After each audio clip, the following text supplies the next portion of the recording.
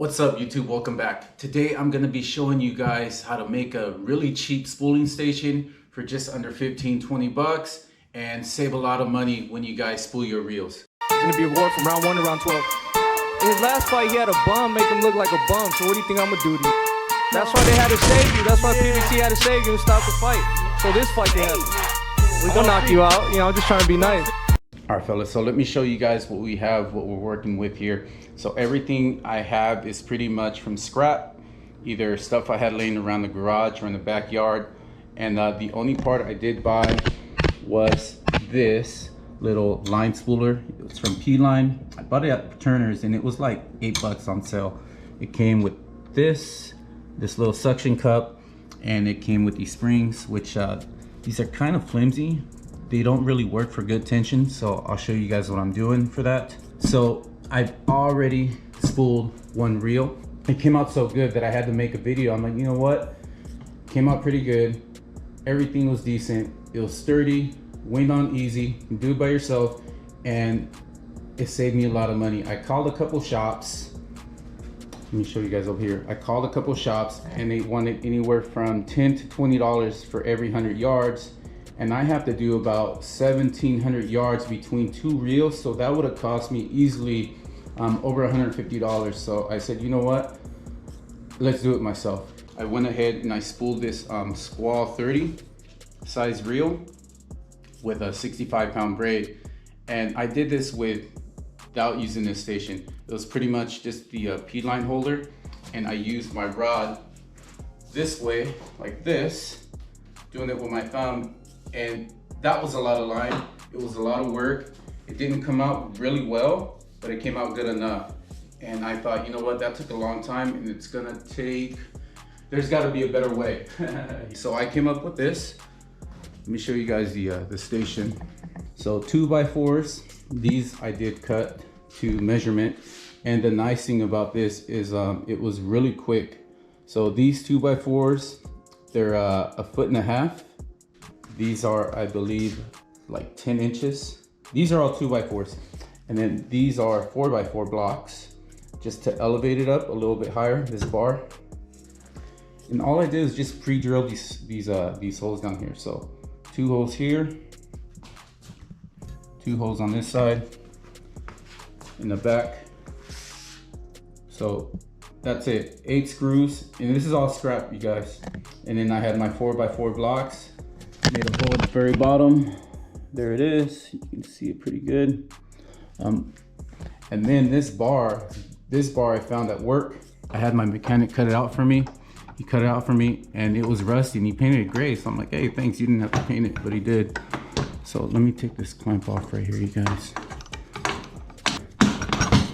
Let me show you guys underneath. This thing is sturdy. This thing is solid, sturdy, heavy duty. So 3 screws on the blocks, 3 screws over here.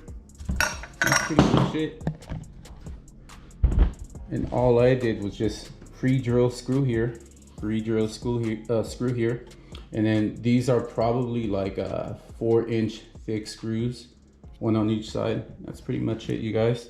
And then these hose clamps. And then I put duct tape right here in the middle. And you have your stainless steel lengthen screw. It's called something like that, lengthen screw. So got that, lengthen ring, that's what it's called. And that's pretty much it, you guys. Let me show you guys the reel that I did do by myself already. I'll show you guys pictures, here are the pictures. All right, fellas, so let me show you the reel. This is a 60 Squall, and look at that. That came out pretty good. Now, if you're looking for perfection, you can go to the shop and pay a lot of money. If you want it close to perfect, this is really good. I would say this is 8 out of 10, and you're gonna save yourself a lot of money. And then you'll have the spooling station for life, you know, and then you can lend it out to your friends, or they can come over and, you know, you can do it for them. They'll owe you a favor. All right, let's get started on this size 30 Squall reel, VSW. I want this thing not to move.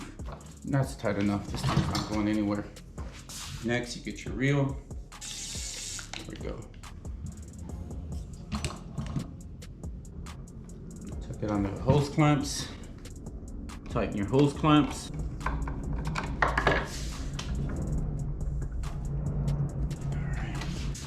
There we go. Ready? All right, over here. Remember I told you guys I don't like to use the springs. So this is a 120-pound test. We're gonna use the reaction tackle braid. So if I use these little dingy springs, they're not gonna do anything with tension. But what you guys can do is go to Home Depot and, you know, get something a little stronger, Lowe's. All right, fellas, so that's on there. As you can see, there's not really big amount of tension on there. And I'm not gonna use the springs like I said. So this is what I did the first time.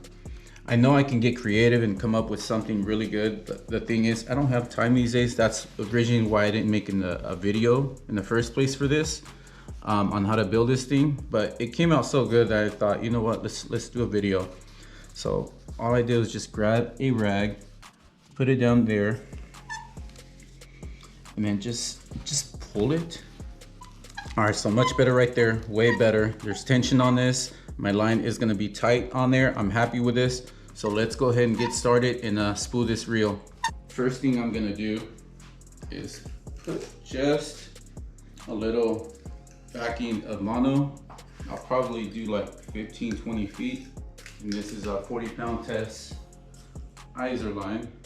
All right, so let's go ahead and get started. I'm gonna use this 15 feet of mono for backing. So I like to wrap it around twice and then make your knot.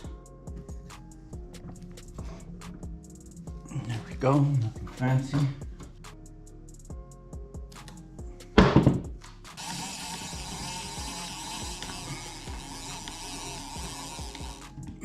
So yeah, that's about 15, 20 feet, you guys. And then I'm gonna do a uni to uni. Everybody's got their own way, their own technique. I like to do uni to uni.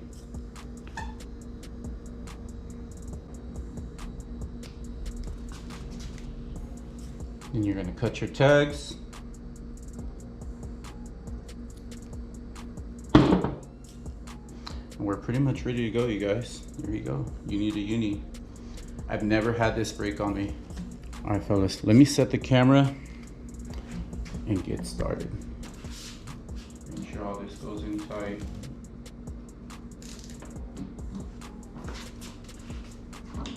There we go.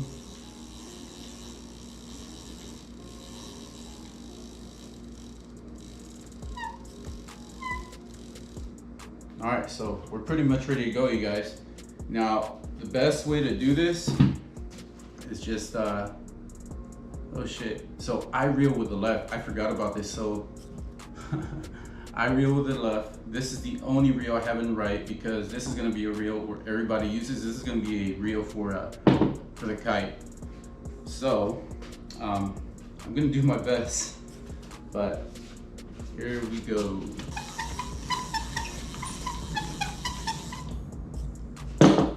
Let me put more tension on this because there's not much tension on it right now.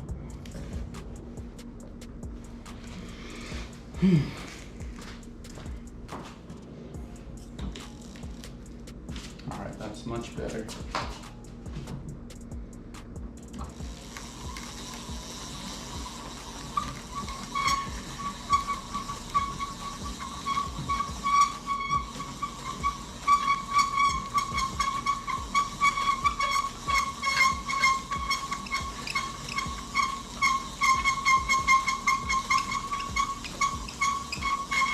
And when I did the size 60 size reel, I think I took about 3 breaks because it takes that long.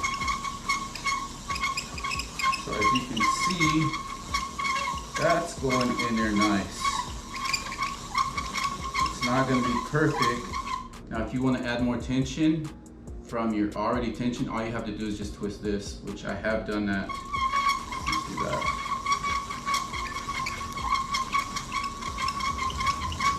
All right, so I'm gonna take 1 minute break and explain. So you can be up here, you guys, with your rod and reel doing this, and then moving your thumb back and forth and not getting it perfect or not even close to perfect, and you're gonna get a lot more tired. And that line's just gonna not look as good as doing it like this. All right, fellas, let's continue. So we're not even past the first ring on this 50 size reel.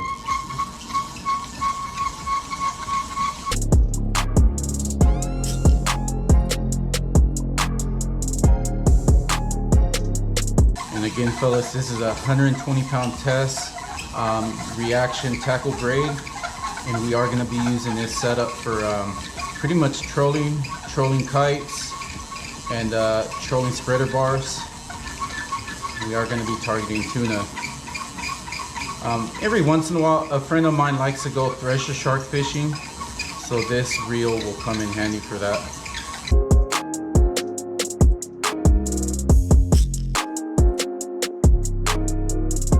And as you can see, we are past the first ring.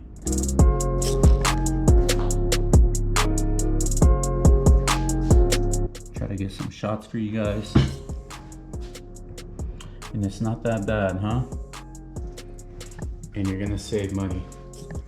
All right, let's keep it moving.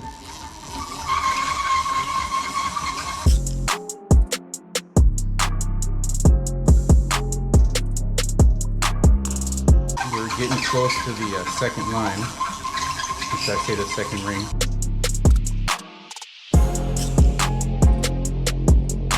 All right, you guys, so that took about 10 minutes in total, maybe not even that. Oh shit. All right, as we were about to finish, the towel fell off the spooler over here. But it's all right, we're done. So no biggie, no foul. Towel fell off and this just kept rolling. But we used a pretty good amount of this stuff. Let's get it back in here. Now, like I said, nothing fancy, you guys. This works and it's on a budget. You're not gonna spend a lot of money. Now, if you wanna get fancy and come up with a really nice station, which I could get creative and come up with like one of those stations where they use a drill and do this a lot faster. But like I said, I just don't have the time to be doing that stuff right now. And there's just so much that I've been up to. But there you go, you guys. Let me show you guys the finished product. Not too bad, not too shabby, huh? And we saved money. I can use that money for tackle, fuel.